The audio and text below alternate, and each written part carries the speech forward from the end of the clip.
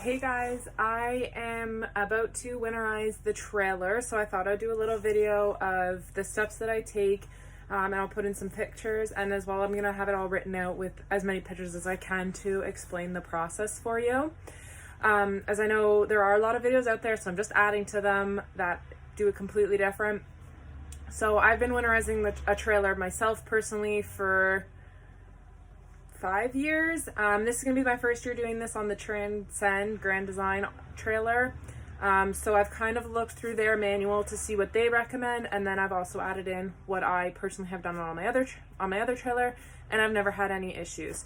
So to start, make sure your water heater is off. So just over here on my panel, I'm just double checking my water heater is off.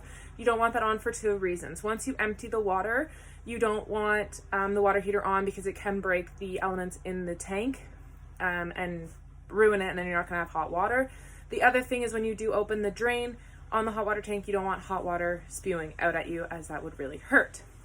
The next thing is to ensure the trailer is level. I have already gone ahead and done that. So the trailer is level front to back, as they advised it in the Grand Design manual. So those are the first 2 steps that you need to do. The next thing that we're gonna wanna do is open the fresh water drain. So on my trailer, that is here behind the tire. So I'm just gonna, sorry, I'm doing this by myself. It's a little tricky. Get in here and get that open, and water is going to drain out. As well as the low point drains, the hot and the cold. So I'm just gonna go ahead and open those up here. There we go. 1 drip. Nice. Okay, so I found my hot water tank and I removed the drawers. Good thing I was not recording myself. I did struggle a little bit, but I got the drawer out and I have the hot water tank in front of me. So what we want to do is use the bypass that's on there so that the RV antifreeze does not get into the hot water tank. Okay, so I do apologize. It's a little hard to see. So this is the one for the hot water that I will be closing. That was a little tough. And then there's the blue one. Oh, there, you can actually see it better that way. Down there, so I just have to squeeze my hand in here. And then there is the one right there. Sorry, it's hard to see. So that is the one that you are also going to be wanting to open. So the top and bottom are closed, and that middle one is going to be opened.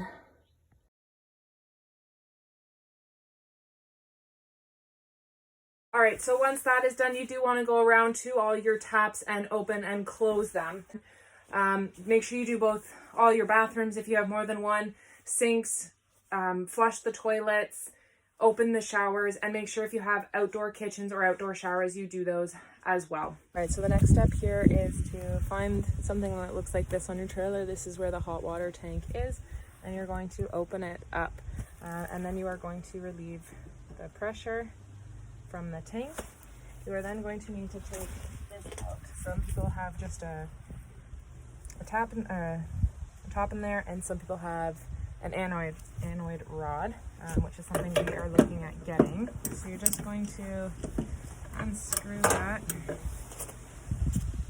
and then usually use your fingers at the end there, and if there was any water in there, it would drain out. It seems that we've drained our system pretty good so far.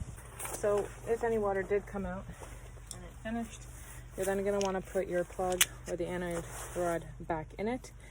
And then it is recommended to put Teflon tape around your plug or rod, and that way it is ready for the spring. So you just put that on there. You're going to get this back in here. Some of these people definitely did not think this through when putting this together, as this can be a little tricky to reach. And then we're just gonna tighten it up here. All right, so since we finished up at the hot water tank and we're outside, I figured we may as well come around and close the low point drains before we go inside and actually add the RV antifreeze into the lines. If you don't close these, as we've done in the past, it will just drain out and not actually go anywhere into the lines. So you want to make sure they are closed so that antifreeze stays in your lines. At this point, some people also do double check their gray and black tanks to ensure that they are empty and they don't have anything sitting in them over the winter. All right, so next you do want to find your freshwater pump. Some of them do have a suction tube attached or a winterization kit attached to it. If yours does not have one, I would recommend purchasing one. I hear they are fairly inexpensive, and that you can simply attach to the system here, and it makes the winterization process a lot easier for you. So next you do also want to open this valve here.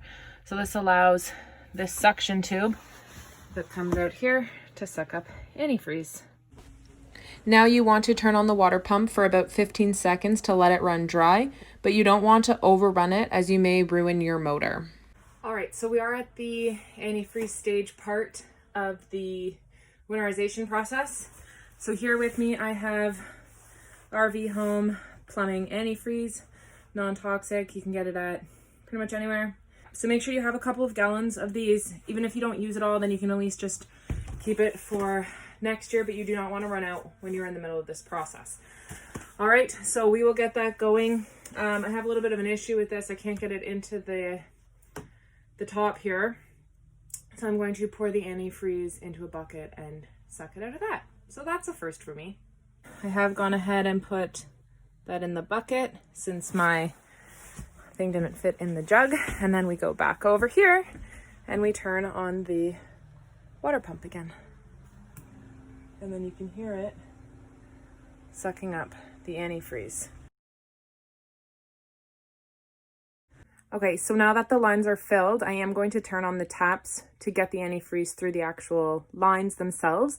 So what you want to do is you want to do hot and cold separately. You do not want to do them together. You want to make sure that each line has antifreeze in it, and you want to wait until pink comes through. So that's a continuous flow of pink, I would say. So then we'll go on the other side. And continuous flow of pink. You want to do that on all of your taps, and make sure you do any outside sinks, any outside showers, and flush your toilets as well at this point. Step 17, turn off the water pump and then remove the winterization hose from the container of the antifreeze. So then you're just going to pour a little bit of antifreeze down the drains in the sinks and the showers, as well as to the black flush line on the outside if you have one.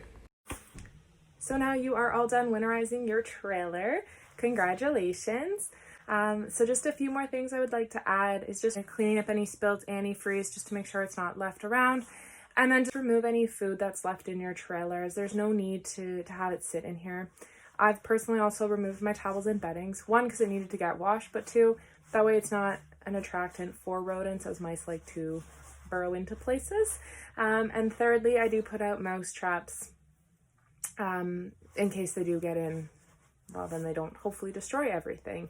And we do also remove our batteries. So we're not going to be removing it just yet, as we do have to get it to service for warranty work and then to our storage. But then at that point, we will be bringing it back home. Questions, let me know.